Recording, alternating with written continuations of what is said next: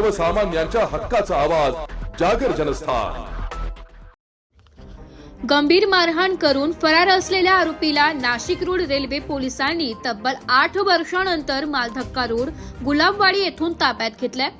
आज दिनांक 23 सप्टेंबर रोजी दुपारी 3 वाजता पोलिसांनी दिलेल्या अधिक माहितीनुसार रमाबाई आंबेडकर नगर गुलाबवाडी नाशिक रोड येथे राहणार 18 वर्षीय सुधीर तुकाराम साळवी याने नाशिक रोड रेल्वे पोलीस ठाण्यात दिलेल्या फिर्यादीनुसार आरोपी सोमनाथ गोविंद कसवे राहणार गुलाबवाडी याने काहीतरी कुरापत काढून फिर्यादी यांना जबर मारहाण केली होती। मारहाण करून सोमनाथ कसवे हा मुंबई येथे फरार झाला होता। रेल्वे पोलीस ठाण्याकडील गुन्हे शोध पथकाच्या टीमला कसवे हा नाशिक रोड येथील मालधक्का परिसरात आढळून आल्याची गुप्त माहिती मिळाली।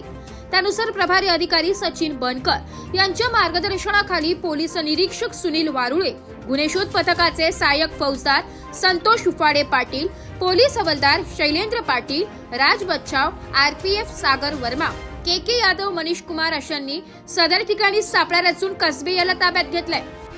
माननीय प्रथम वर्ग न्याय दंडाधिकारी दिवाणी व फौजदारी न्यायालय नाशिक रोड येथे हजर करण्यात आले असून पुढील तपास सुरू आहे। जागर जनस्थानसाठी प्रतिनिधी संदीप नवसे।